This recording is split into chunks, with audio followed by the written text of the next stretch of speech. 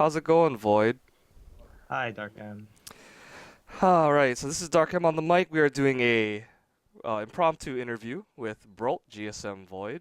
Uh, VoiD recently just played in the Fire and Dice Regional. Was it number two? I think it was number Yes, two. Okay. And obviously, since you were at that tournament, you're staying in California. yes. Is this your first time in Cali? This is my second time in Cali, actually. My Oh, first okay. being last year, but this is my first time in Cali doing Smash related things. Yeah. And as we all know, the Evo is around the corner, so you're obviously staying for the duration through Evo. Yes. How are you able to pull that off? Are you housing with somebody, or you have a Yes. hotel? One of my good friends that I met through gaming is Mm-hmm. actually housing me all the way Oh, until wow. Evo. So I'm very grateful. Yeah, that's awesome. Compared to Hawaii, how would you say that the heat, weather, lifestyle? You've been in there for a couple Mm, days already. Anything different It's that you like noticed? it's a little hotter, but it's not humid, so it's really bearable. I see. Like Hawaii's like a little worse, or it depends on how you like your weather. Okay. Okay, so let's get right into the meat of the interview, the Fire and Dice tournament that you were just at. Um, I'm assuming that I saw the bracket. There was 80 people at this Yeah. tournament, right? So this was probably planned out in advance. Like you had to like pre-register, I'm guessing. Yes. Okay, so you planned your Evo trip around this to make sure that you were here for this. hmm Okay, that's really cool. Um, Overall, tournament experience. How was the venue, the people, the scheduling? How were the matches run? Was it overall satisfactory? Um, yeah, actually, they have a great TO. Like for handling so many people and with like the space he was given, he did Mm-hmm. really well. Oh, Like it okay. made the tournament experience really nice. All right, that's awesome. That is awesome because I know that they've been doing this for a while, mostly smaller events, but I was really impressed at how quickly matches were getting pumped out. There was very little downtime, Yeah. especially towards the end of the tournament. So it kept the excitement really high, which is awesome. Yes. So props to them. Okay, so first of all, there were teams at teams tournament. I didn't really catch a whole lot of that. But could you just tell us who did you team with first off? I was teaming with Zan, the Toon Link main. Okay. And did you guys kind of plan this out in advance, or was this kind of like an impromptu, like, oh, let's just enter teams together? Uh, I was originally gonna team with Larry whenever I was gonna be in doubles, Of but since course. he's at CEO, I decided like the next person that I talked to the most was Zan. So I was Hmm. like, I might as well team with someone I know. Yes, Larry Lur, the great Fox player, the Qui-Con champion, recently plays fourth at CEO too, so props to Yeah. Larry. He did really, really well. And he'll also be appearing at the Gamer Expo later this year. hmm So looking forward to that. So thoughts on your placing overall? Any notable match moments from teams? Um, I would consider majority of my matches notable, honestly, Okay, so for because teams, anything? teams was like Rich Brown, and if I'm not I forget. I'm not sure who he was teaming with. I didn't catch the tag, Oh, okay. but his teammate was really solid also. So they were really good, especially because we knocked them into losers, Hmm. and they beat us in losers finals. So that was like Oh, a wow. really good turnaround. Okay. And outside of that, K9 and SS, they have really good team synergy, and that was like the main factor that stopped me and Zan from beating them. SS was the Nest player? Yes, he Okay. plays Ness and Villager. Well, that's very fitting. The Sheik Nest combo. You're no stranger to that. Yeah. That's awesome though. So you placed third overall in teams? Yes. Oh wow, very very nice. Um, so do you think you'll be teaming with Zan in the future, or is it gonna go back to the plan A when Larry comes back? Team with I'll Larry. probably go back to teaming with Larry. Okay. Just because out of all of anyone in SoCal, I know Larry's play style the best, and he plays similar to LT. so I can play off of that. Yeah. Okay. All right. Let's get into singles. This is some good stuff. Um, let's let's go through each of your matches, I guess, one at a time, because you said all of them were pretty notable in one way or another. Yeah. You have the bracket up, yes? Uh, I remember most of them. I Okay. actually had trouble finding the bracket. I'll Brought it just let up. you go through it. Okay. Yeah, take it away. So my first match was against a Pikachu by the tag Tails, Uh-huh. and I faced. He was the last guy I played in friendlies for like 1v1 friendlies, Oh, okay. and he has a really solid neutral game, and it was hard for me to get in on him or Mhm. even just like camp, but he had a lot of trouble closing the stock out. So I decided to abuse that, and that's what led me to winning against him. Mhm. But he had like this sort of explosiveness to him. It was really unique, especially on Pikachu. Oh, okay. And custom moves were enabled during this Yes, tournament. Did he use anything unusual? Because I know we don't have a whole he lot of Pikachus here. he used heavy skull bash, but I've like researched enough and messed Yeah. with the move around, messed around with the move enough to where I knew what to expect. It didn't really hit me, so I played really well Okay. around it. Right. So after the Pikachu, what was next? If I'm not mistaken, I faced Fox 16, I think his tag was, and he was a Fox player, and I'm very used to Korean's Fox, and I faced Larry's Fox, so I know what I was getting into. Yeah. But he also had the same problem as the Pikachu. He had a really good neutral game, and like his mix-ups were really solid, Mhm. but he just struggled when it came to killing. And in the end, he hit a down air on shield, and I rolled away, and he went with the follow-up as if the down air hit. And Oh, instead of okay. like an up smash, he went for an up B, and I just punished it with up smash to Oh, that's seal the deal. unfortunate. Yeah. Yeah, But yeah, you're definitely no stranger to that matchup. Korean's Fox, Larry's yeah, Fox. Yeah. And the match Sheik Fox is something you're really really comfortable with. So yes. okay. All right. So after that. Who did I play after that? I think I faced Angbad after that. Yeah. So Angbad, I actually played him in SoCal's Apex room, Mhm. and I money matched him at Apex, and I won. So we were pretty familiar with each other. It was kind of refreshing to play him, Yeah. but it's been since Apex that I faced an Olimar, so it was very hard for me to adapt, Yeah. and it got taken to last stock, last hit, and I ended up sealing the deal.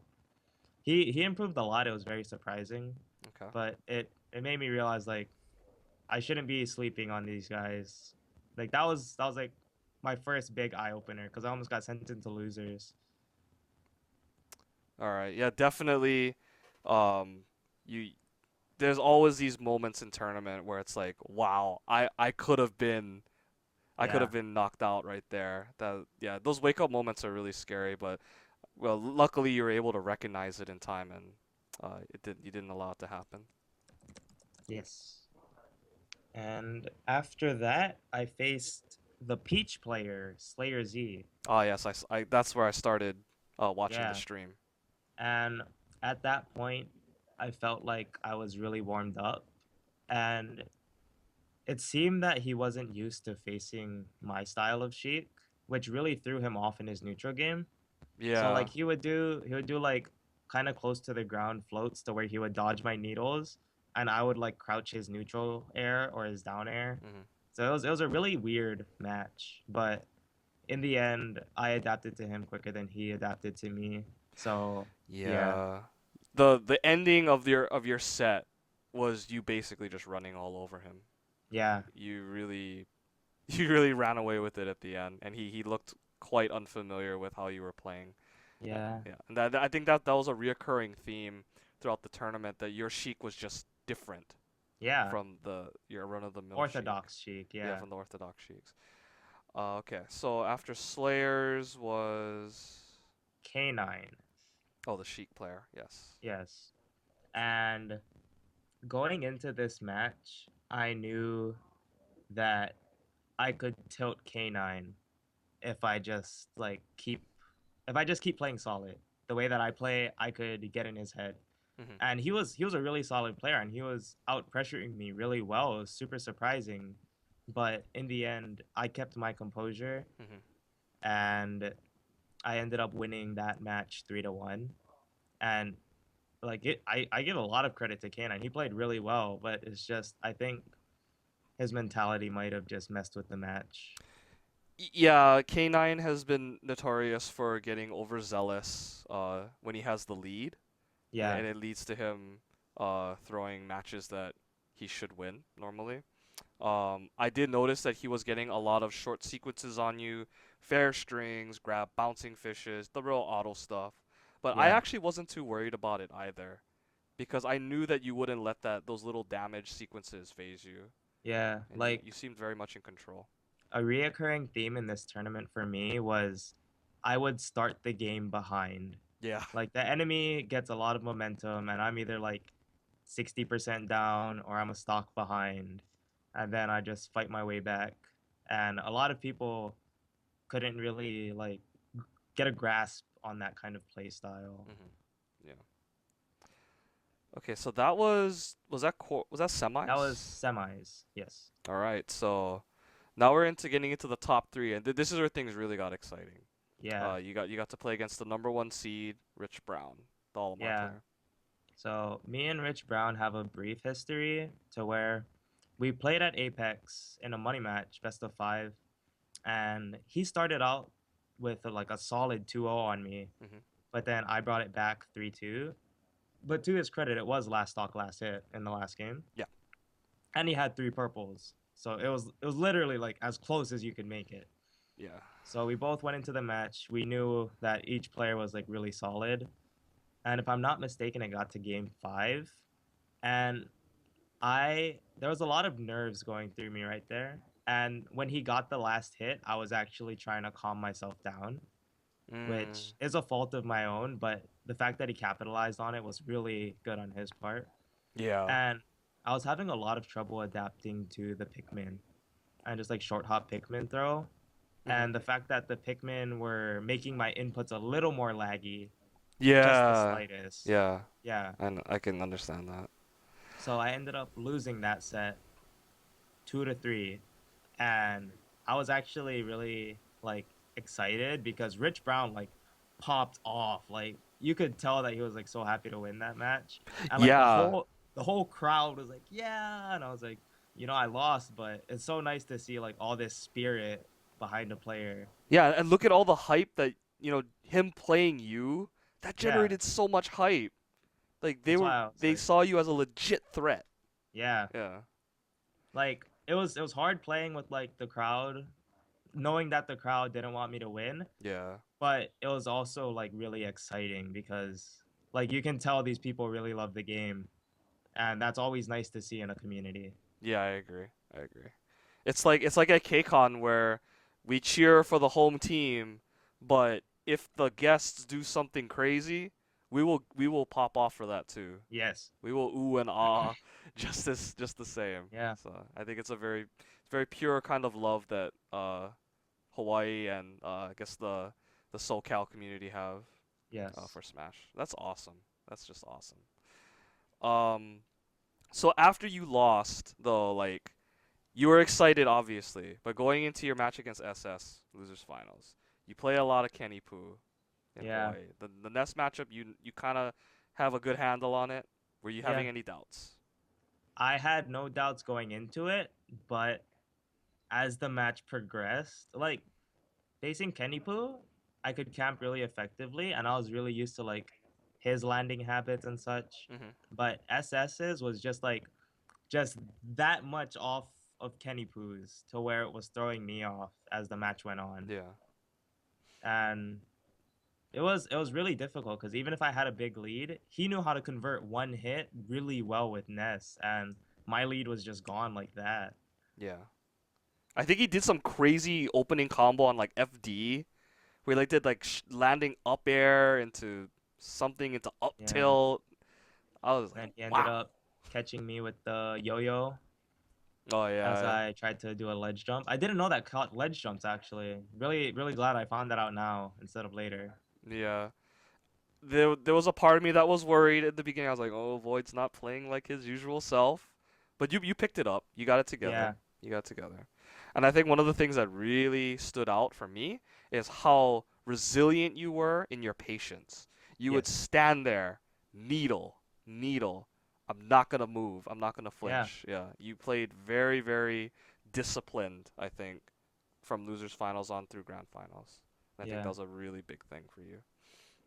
You said you were working on that, your patient game. yes. Yeah. And it's definitely becoming a lot more polished. Mm-hmm. So, okay, so you got past SS. That did that go to last game as well? Is that game 5 It or was last game, last hit. last Like game, last hit? I was off stage and he was at like 160, Mhm.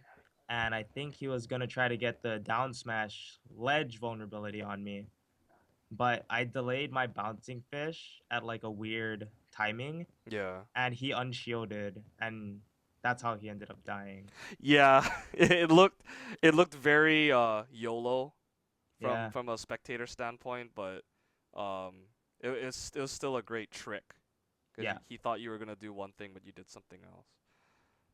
Um, okay, so grand finals, the run back versus Rich Brown. You have to win 2 sets. How are you feeling about your chances? So in between like my finishing losers finals and grand finals, Yeah. I thought about why I was having so much trouble with Rich, Mhm. and the reasoning I came to was I couldn't do my normal kill setups because of the Pikmin. All right. So I decided I'm just gonna use Gravity Grenade because it goes over the Pikmin, and whenever he was on the ledge, he would usually do a ledge jump, Yeah. and I could catch that very easily with the Gravity Grenade, and that decision actually ended up working really well in my favor. Yeah, I mean, for those that don't know, the Pikmin were getting in the way of like your bouncing fishes and stuff, Yes. and it or was causing your fares to lag more than they usually do. And yeah, you weren't really getting a whole lot out of the gravity grenade. He was kind of recovering around it all the time. Were you trying to catch him with Yeah. the wind or the explosion more? I was trying to get him with the explosion, but he delayed his recovery really long, and Mhm. I was never in a position to like punish the fact that he went low. Okay. I I was like too nervous. I was like, I'd rather keep stage control than maybe get this because I'm not too familiar with it. Yeah. So Okay. yeah, But yeah, it turned out to be a very good switch. He caught on right away that ledge jumps were like out the window. It was yeah. not really an option anymore because you got him like a couple times. Um, was there any point in the grand finals where you were like, I got this. I got this guy. Um, I think after game one, no, after game two, because I think I lost game one to a fully charged forward smash. Oh, the one where he like hard read you and everyone was like, ah, yeah, I Yeah, remember that. and then after that, like the game was still close, but I figured that throwing in the gravity grenade, it was something else that he had to adapt to, Mhm. and I had already adapted to him. So it would be an uphill climb for him while I would just be standing my ground Yeah. in this like area where I'm like, I'm pretty sure I can win. The Mhm. only doubt I had was if the crowd got to me. And that was something I've never played it with before. I've never played with a crowd purely cheering for the guy that I'm facing. Yeah. So it was very hard to adapt to that, but in the end I just thought to myself, they're not the ones playing. I'm playing and Rich Brown is playing. And that kept my focus intact. Yeah, I mean, you do have your earbuds, which are probably playing music, Yeah, but it can only cover up so much, you yeah, know. And I think that's again why, like at the higher tournaments, a lot of players value those headphones yeah, that cup the whole ears. Okay, so you come all the way back. You know, you take them out. I noticed that contrary to Rich Brown's, pop off where he sprung out of his chair, you were surprisingly calm about the win. You just turned, smiled, shook his hand, and that was it. yeah, Um, I guess does that show like how confident you were? It's like, yep, I did it. yeah. It wasn't I that knew stressful. I knew if I faced him, or like I knew afterwards, like a part of me did pop off a little Oh just yeah, because of course. I wanted to just get all of this excitement off. Mhm. But in the end, like it was a really good set, and Rich Brown, like, we talked a lot in between the set because he was expressing his hate for needles, and I was like, yeah, I feel your pain, man. Hmm. So it was a mutual respect kind of thing. Like he hated the custom needles, and I had like the crowd against me, but we both were trying our hearts out, and Yeah. in the end, like that's all I could ask for. So I was just really happy. Okay, so do you feel like overall after this really big tournament that you have grown as a player? Like, have you like kind of do you think you've hardened up mentally, technically? Yes, mentally, of course, because I don't know what any of these players are capable of until I face them, Yeah. and that's how Evo is gonna be. Oh So yeah. this definitely like helped set me up for Evo, and I still have more tournaments too. So Hmm. yeah, And I think that's the power of traveling out of your state to other places because it's basically a minefield of unknowns, question marks, yeah, variables. So I think that's great practice for Evo. So now you've taken first place, pretty big tournament. It's probably gonna get some. The news will probably spread. yeah, Definitely in SoCal. You're no longer an underdog or an unknown. You're basically a threat now. yeah. How does that make you feel? Uh, well, the first time I found that out, or like when I came to the realization, was when somebody was coaching Rich, and they were like, "Come on, man, you studied him," and I was like, "People study me?" Oh yes. And Yeah. then like as soon as I realized that, I was like, "Uh-oh." Like this guy already has more intel on me than I do on him. Hmm. And that's just me starting from behind. So it shows that like people really do want to beat me, and that like I'm a name that people would enjoy taking out of a tournament. Hmm. Yeah, the commentators constantly reference like some of the stuff that you've been working on over the past few months, like the whole shield break technique with the grenade and the needles, and just your use of penetrating needles to combo into stuff like your bouncing fishes or your tilts, your regrabs. So yeah, a lot of your tech's starting to leak out, and especially with this tournament, everyone's gonna be looking for it. Yeah. Is this gonna encourage you to kind of hide uh stuff leading up to Evo, or are you gonna continue to kind of experiment? Because it's good to hide it, but it's also good to test it too. Yeah. Um I've I've already decided on what I'm gonna hide, and I've hidden it. Mhm. Yes. Yes. So Good. like everything else, I honestly I want Sheik's metagame to get better. Yeah. So I'll show people what I want to show them. Anything else, like people could just contact me. We can talk about it. Mhm. But I want to see Sheik start playing differently. Like Sheik is not a pure steamroll character. There's a lot more depth to Sheik that players aren't utilizing. Yeah. I know that more than anything, you want to see her played optimally. Yes. Yeah. And I feel like you definitely put on a show today. In that respect. So what are your plans for the near future? Do you have the next local lined up? Um, I actually don't. If if things go according to plan, I should be playing out a local tomorrow. Hmm. That will either be 2 or 3 stocks without customs. So it'll be really good to see how I like stand up against people. Yeah, that's good. And also, the West Coast will be returning Larry Tyrant, and Zero is also technically West Coast as well. Um, are you excited to potentially have a chance to play with them as well? Yeah, I'm really excited because I pretty much played against their region, and I'm sure like everyone has their own sense of regional pride. Hmm. So I'm sure that they'd like to get a chance to fight me as well. And Yeah. just thinking about it makes me excited. Yeah, basically you're like that wandering warrior that travels to the foreign dojo, takes out the caretaker and all the students, and then now the senseis are coming back, Yeah.